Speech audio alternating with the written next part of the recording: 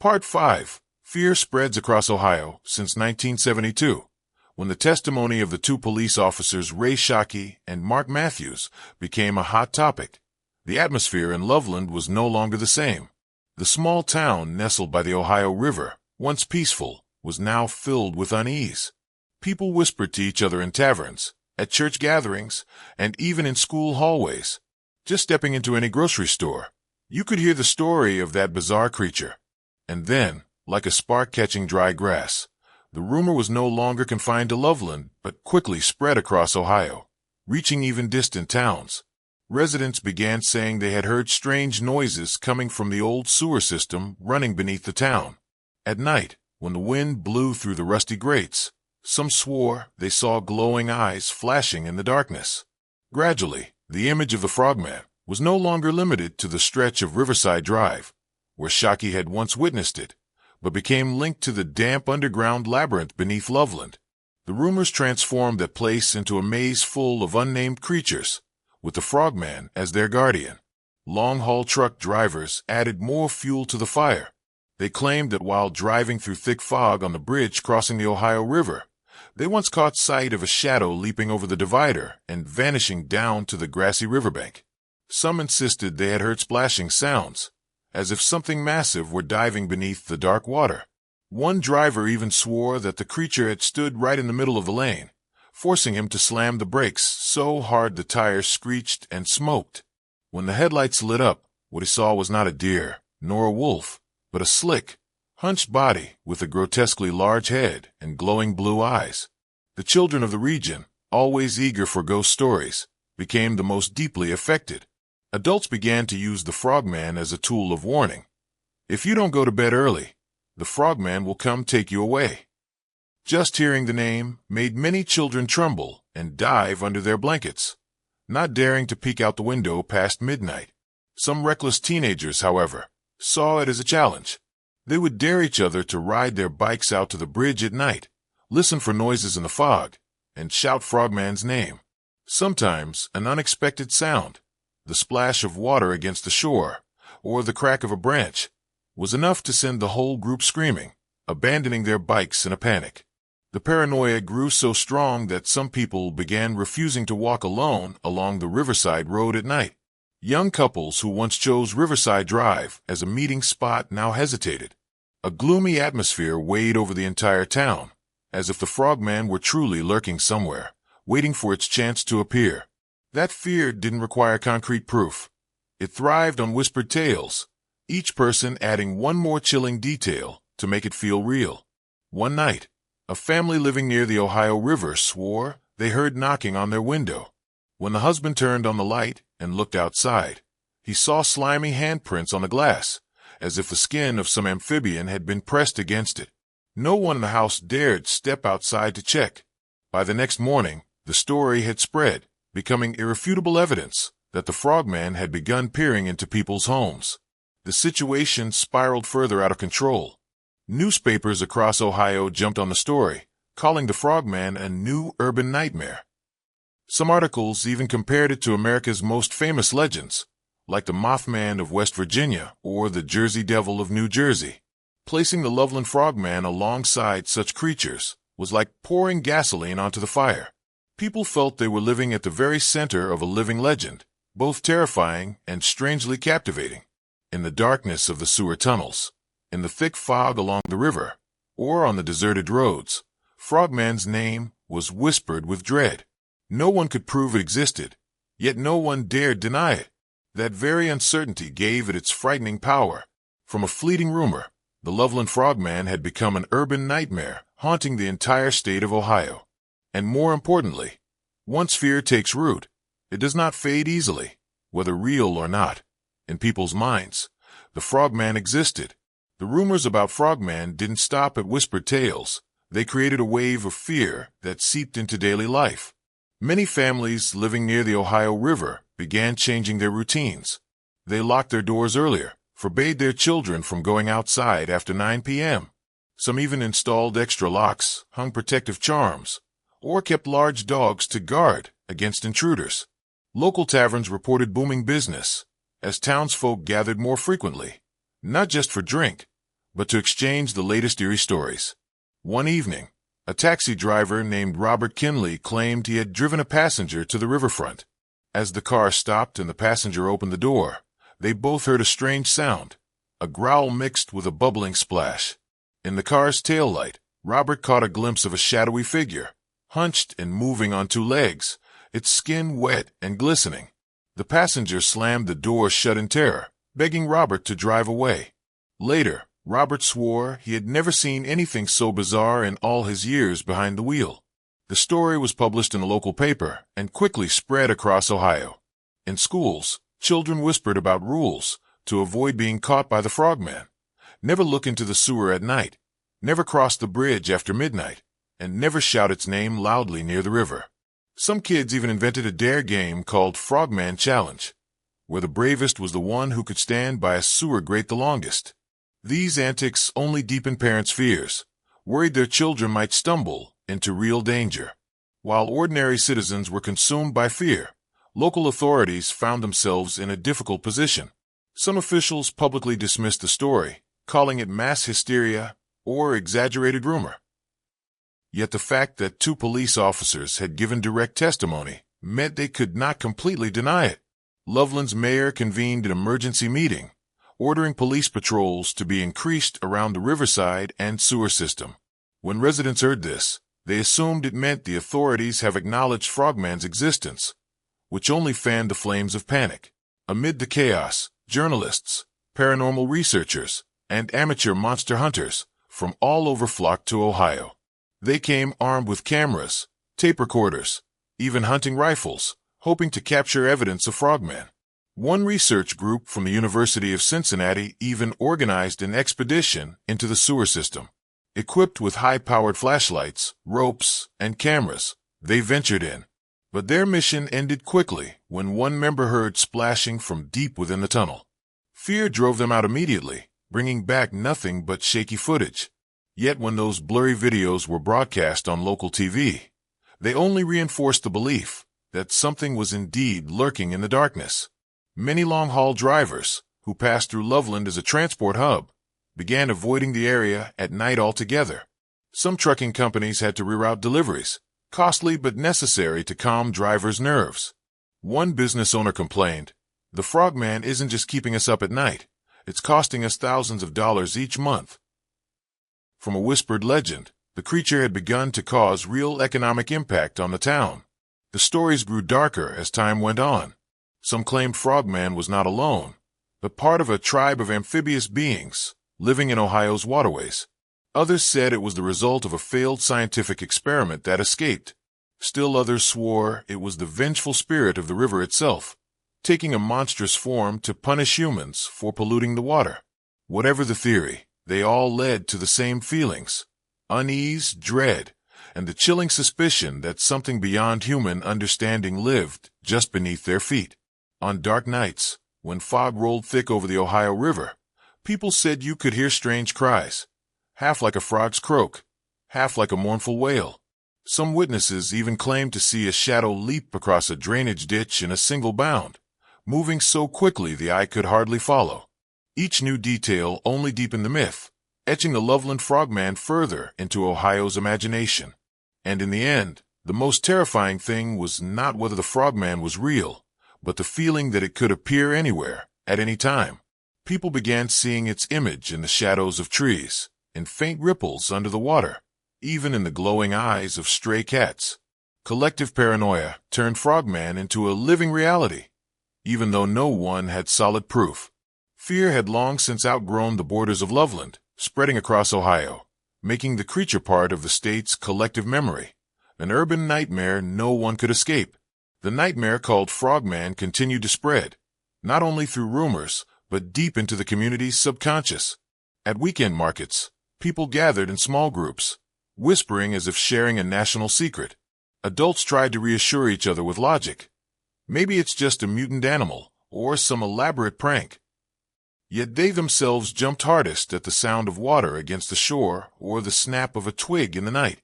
Children, once eager and curious, began to fear the dark. They no longer dared to play hide-and-seek in their yards, afraid that when they stepped out of hiding, what awaited them was not a friend, but a slimy figure with bulging, glowing eyes.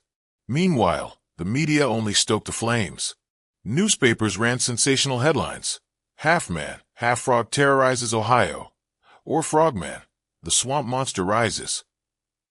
Radio stations replayed witness interviews, with added sound effects, dripping water, deep croaks, making the tale even more gripping. In just a few months, what began as a strange roadside encounter had become the symbol of collective fear. On some nights, police were flooded with calls. I saw it in my backyard. Something jumped over my fence. I saw glowing eyes in the sewer. Yet when they arrived, all they found were vague traces, a wet streak, a distant sound, or nothing but imagination fueled by fear. Still, the lack of evidence only added to the mystery, as people began to believe Frogman was too clever to be caught. Some reckless young people even turned Frogman hunting into a pastime. Armed with flashlights, beer, and pellet guns, they gathered at the riverbank, waiting for the monster to appear. Usually, after a few hours, they left with nothing but laughter and boasts about a shadow darting in the fog. Yet those boasts became another fragment of the legend, convincing others that the number of witnesses was steadily growing. The Frogman's legend spread far beyond Loveland, embedding itself in nearby communities. In small towns, people began retelling the story as if it were part of local history, passed down through generations. Folk artists carved wooden figures and painted images of the creature with its large head, bulging eyes, and amphibious body. Souvenir shops even sold pins and t-shirts with Frogman designs, turning fear into commerce. Yet beneath the humor and commercialization, the fear remained. When night fell, when mist rose from the cold river, everyone thought the same. Maybe tonight the Frogman will appear. And to this day, though no convincing evidence has ever surfaced, the tale of the strange amphibian creature continues to be told. It has become one of Ohio's signature urban nightmares, a reminder that sometimes fear doesn't need truth to survive, only the imagination of humans and the damp shadows by the river to keep it alive. Part 6. The controversial explanation. Many years had passed since those eerie nights on Riverside Drive. The people of Loveland still remembered the name Frogman and the testimonies of the two policemen, Ray Shockey and Mark Matthews. However, in the late 1990s, a new piece of information emerged that sparked heated debate. Matthews himself, one of the most important eyewitnesses, had changed his statement. In a press interview, he said that the creature he had once seen might actually have been nothing more than a large-tailed salamander, an iguana kept as a pet. According to him, it was likely abandoned by its owner, unable to adapt to Ohio's climate. It may even have lost its tail due to accident or disease, giving it a strange appearance. Matthews claimed that in the light of his patrol car, and with everything happening so quickly, he mistook the animal for a bizarre creature. After many years of reflection, he felt it was his responsibility to clarify the matter and put an end to the speculation. The explanation seemed reasonable at first, but instead of closing the case, it reignited controversy. People asked, could an iguana really grow to over a meter tall and be large enough to shock two experienced policemen? Those who had kept iguanas as pets insisted that, even fully grown, they rarely reached such a height, unless one counted the long tail. But Matthews had specifically said that the animal had lost its tail, which meant the body would have been even smaller. Moreover, iguanas cannot stand upright on two legs and stare at humans the way the original account described. Many believed Matthews was under pressure. As a police officer, an occupation associated with seriousness and science, it was hard to accept that one of their own had become a ghost storyteller. Perhaps, after years of ridicule, Matthews wanted to escape the shadow of his past, or simply wished to protect his reputation. The iguana explanation might have been the safest way out. Yet, if it truly had been just an iguana, why did both Shockey and Matthews, men trained to observe details and remain calm in all situations, independently describe a creature that stood upright and had glowing eyes? The people of Loveland could not ignore that. To them, this was not a mere mistake, but a surreal experience, a piece of evidence that Frogman was real. Folklorists argued that Matthews' change of testimony reflected the true nature of many urban legends. When a witness retracts their story, people do not stop believing. Instead, they cling more tightly to the original tale. For legends do not exist to be proven. They survive through collective belief. And after decades, that belief had already taken root deep in the minds of Ohio's people. Within the cryptozoology community, the reaction was also divided. Some researchers defended Matthews, saying human memory is easily flawed, especially under stress or strange lighting. But others strongly disagreed, pointing out that many cryptid cases worldwide, whether Bigfoot, the Chupacabra, or the Mothman, shared the same pattern. Eyewitnesses later doubted themselves or even denied their earlier accounts. That does not mean the creature never existed, one writer noted, but perhaps social pressure forced the witnesses into silence or into changing their words. In Loveland's bars, debates still flared whenever Matthews' name came up. Some scoffed, claiming he had fabricated the whole thing and later regretted it. Others insisted, "No, I believe he saw something. He's just too afraid to tell the truth now."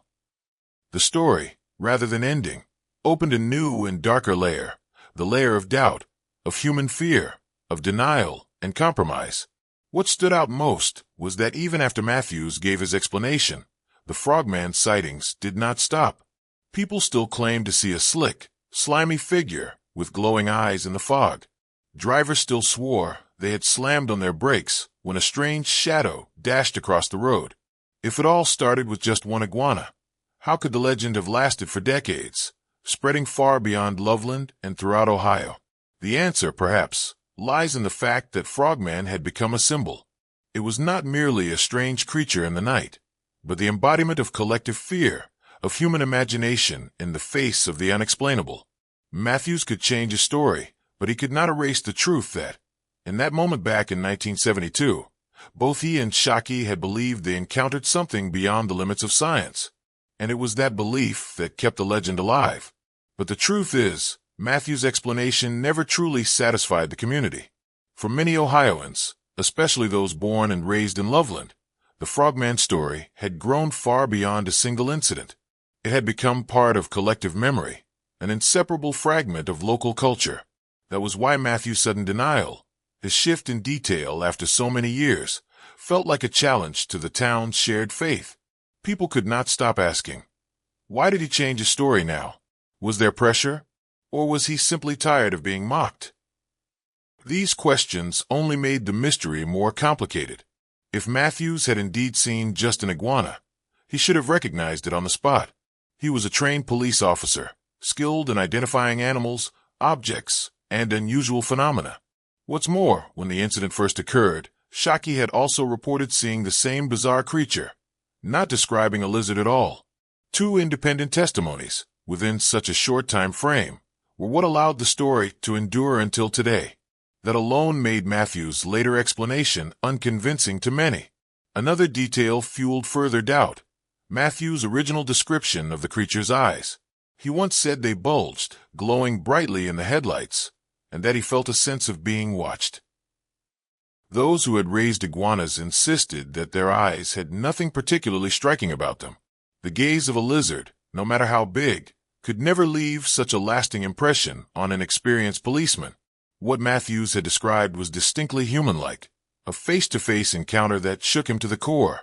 This was the detail the people of Loveland could never dismiss. The media at the time only added fuel to the fire. Some local papers published Matthews' iguana explanation with mocking tones, as if to close the matter once and for all. But publications specializing in the paranormal seized the chance to raise new questions. Is this the truth, or just a cover-up meant to calm the public? If Matthews really saw something extraordinary, would he dare admit it, or would he choose the safe retreat? These articles poured gasoline on the flames, strengthening belief in Frogman instead of extinguishing it. Psychologists analyzing the case pointed out an interesting concept. Collective memory is stronger than individual memory. Even if Matthews tried to alter the story, the hundreds and thousands who had already heard of Frogman would continue to believe in the original version. Once collective memory had formed, it was nearly impossible for one person, even the original witness, to undo it. This explained why Frogman still existed in Ohio's imagination, despite Another theory suggested that Matthews really had seen something unusual, but because of social and professional pressure, he was forced to change his statement. Such cases were not rare. UFO witnesses often retracted their words after some time, and those who had claimed to see monsters were often silenced by ridicule. Some even speculated that authorities had intervened, pushing Matthews to provide a more reasonable explanation in order to calm the public. Though no evidence supported this, it was enough to feed suspicion and make the legend even more mysterious. Ironically, Matthews' conflicting testimonies only helped the Frogman become a more enduring cultural icon. People loved to retell the story not only for its creepiness, but because it contained debate, disagreement, and the sense of being unfinished. This ambiguity gave the legend longevity. Had all the witnesses simply agreed that it was just an iguana, Frogman might have faded into obscurity. But because of the contradictions, it kept being retold, each time with new details, each time more shrouded in myth. In recent years, scholars of popular culture have recognized Frogman as a prime example of an urban cryptid, a mysterious creature tied not to wild forests or deep lakes, but to the modern city. Unlike Bigfoot in the wilderness or the Loch Ness Monster in deep waters, Frogman was said to live in drainage systems, under bridges, or along the banks of the Ohio River, places people passed by daily. This made it part of urban life, and made the fear more immediate. A monster in the forest might feel remote, but a creature lurking in the sewers beneath your feet felt disturbingly real. When Matthews provided his explanation, instead of ending the story, he inadvertently pushed Frogman beyond local lore and into wider recognition. Countless articles, podcasts, and online videos debated his retraction, spreading Frogman across America and even internationally. Enthusiasts of the paranormal took this as further proof. When there are too many contradictions, it means the truth lies somewhere beyond our understanding. Ultimately, Frogman's existence no longer depended on what Matthews said. It lived on through storytelling, through imagination, through humanity's need to believe the world still hides secrets. And so, even if Matthews were to change his words again, the legend could not be erased from Loveland's collective memory. Debates over Matthews' explanation didn't just stay in the newspapers. They seeped into daily life in Loveland. In bars, people gathered over beer, arguing fiercely. Some swore Matthews had been forced to change his statement. Others laughed and said, it was all just exaggerated imagination. This division didn't weaken the story. It made it richer, a never-ending subject where everyone could share their opinion, knowing there would never be a final answer. In schools, children told each other stories of the Frogman during recess. Each had their own version. Some said Frogman was over 2 meters tall, with eyes glowing red like embers. Others claimed it was small, child-sized, but could leap dozens of meters. Over time, the legend morphed with collective imagination, far beyond what Shockey and Matthews had first described. Some families even used Frogman to scare their children. If you don't go to bed, the Frogman will come get you. Thus, Frogman became deeply embedded in the childhood of generations of Ohioans, a local version of the bogeyman. Folklorists interviewing locals discovered something striking. Most adults did not truly believe in Frogman's existence, but they still told the story to their children. The reason wasn't just the spookiness, it was pride. Pride that their little town had its own legend, no less than Bigfoot or Nessie. That sense of local identity elevated Frogman beyond a silly rumor into a cultural symbol. The scientific community, on the other hand, remained skeptical. Biologists pointed out that Ohio had many large salamanders and frogs. Some species could grow over 1 meter long, especially if they escaped captivity or mutated. And under car headlights in fog, misidentification was entirely possible. These arguments sounded reasonable, but they could never account for the stranger details of the original testimonies. The upright stance, the glowing eyes, the sense of being watched. The inability to reconcile scientific explanations with folk accounts only prolonged the debate. In the 1980s and 1990s, when paranormal research surged in the U.S., many cryptid hunters came to Loveland. They brought cameras, recorders, even infrared traps, hoping to capture Frogman. Of course, none found convincing evidence. But paradoxically, finding nothing only reinforced some people's belief. If it were easy to find, it wouldn't be a mystery. And so, Frogman continued to live in that liminal space between belief and doubt, between real and unreal. Occasionally, new witnesses came forward. Some claimed to see a strange figure crossing the road on rainy nights. Others swore they heard strange, croaking sounds echoing from the sewers. These accounts lacked hard evidence, but every time they surfaced, public fascination reignited. With the rise of the internet, the legend spread further. Memes, drawings, and even fabricated videos of Frogman flooded online platforms, taking the creature beyond Loveland and cementing it as a pop culture meme. Interestingly, Matthew's iguana explanation became part of the legend itself. Online forums often mocked it, posting pictures of iguanas with captions like, "Here's your frogman." Yet others treated the explanation as evidence of a cover-up. The coexistence of these two opposing views only enriched the legend, allowing everyone to choose their own version of the truth. From a psychological perspective, experts noted that Frogman symbolized urban fears. If Bigfoot represented the mystery of the wilderness, Frogman embodied unease within the city, reminding people that sewers, bridges, and riversides could still hide primal threats. It reflected the modern anxiety that we are never truly safe, even in the places most familiar to us. Today, if you visit Loveland, you'll see Frogman everywhere. A cafe called Frogman Brew. A local festival with Frogman printed on t-shirts and souvenirs. Children still grow up hearing stories of the creature as part of their hometown lore. Tour guides even run Frogman tours, taking visitors to the bridges, riverbanks, and areas where sightings were reported. All this proves that, despite every scientific explanation, Frogman had already grown into a cultural brand. And in some sense, Matthews failed. He may have wanted to end the story with a simple explanation, but his very act of denial only fueled more controversy, ensuring the legend's survival. Today, whenever people mention Frogman, the question always arises, was it really just an iguana? That question has no answer and doesn't need one. In the world of urban legends, what matters is not the truth, but how the story is told and how it is believed. Perhaps this is the true nature of Frogman, not a creature of flesh and blood, but a symbol of collective imagination, of humanity's desire to find mystery in everyday life. Even if overwhelming evidence someday disproves it, Frogman will live on, in memory, in storytelling, and in the foggy nights by the Ohio River, where any small sound can make you shiver, thinking of those glowing eyes in the dark, watching.